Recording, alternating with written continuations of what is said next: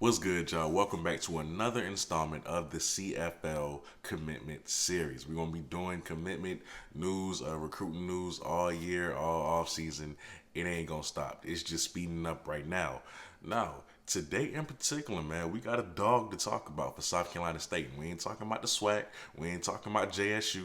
We talking about South Carolina State, the home team, right? For me at least, because I know most of y'all from JSU, from Jackson. So for me, the home team. So, before we get started, if you would like to donate to the channel, you could do so through Cash App right here. I will put that picture up for you to do so. Anything you give is greatly appreciated. Even if you don't, I appreciate you just for clicking on the video. Now, the recruit we're talking about today for South Carolina State goes by the name of Carnell Jones, right?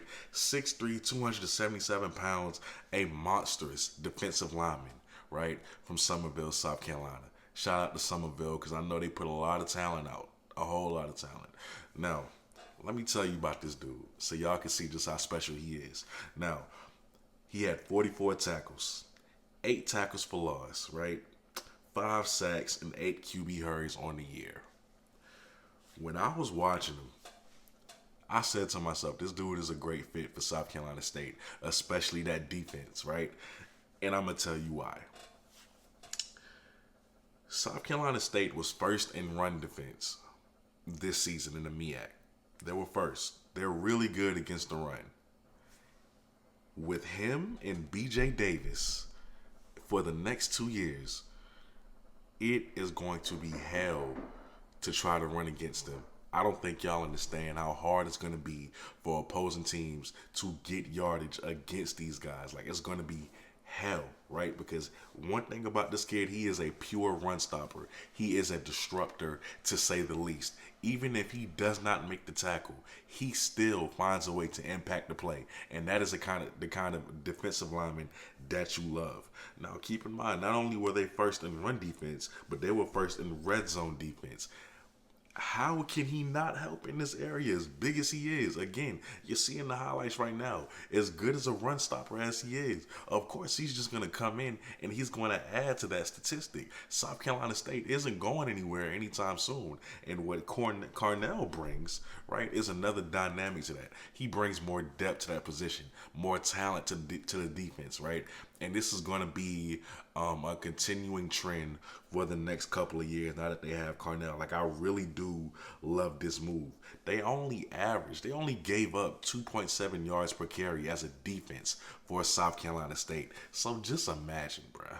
Just imagine what it's going to be like when this man steps on the field. As a matter of fact, no team, they haven't given up 500 yards on the season, 500 rushing yards on the season. That's amazing. That's incredible. Now, with Carnell coming to that defense, right, he's devastatingly strong. Like, I need y'all to understand, his first punch punishes offensive linemen. Offensive linemen are at his mercy when he uses that first punch, and he shoots his hands so beautifully, right? Technically sound. That's that Summerville training that he got, right? You can tell, like, he's just technically sound. He does things the right way. His leverage isn't bad at all. And when he gets his hands on offensive linemen, he tosses those dudes like rag dolls. Like, you've probably seen it a couple times already. That little push-pull move he got, absolutely beautiful. Like, there's a few times in his clips where he's just throwing dudes out his way effortlessly,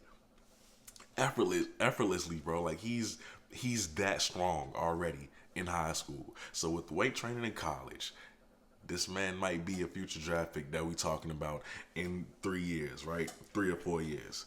So, yeah, he shoots his hands beautifully, right? He's a huge disruptor. As I said, he does not need to make the tackle to impact the play. With a kid that big, bursting through the offensive lineman, the A gap, the B gap, whatever, he's going to disrupt that play and make that running back bounce the ball outside to where he will be met most likely by BJ Davis or whoever it is on that defense for South Carolina State. I think they have to find room for this man to play right away. They got to give him some minutes.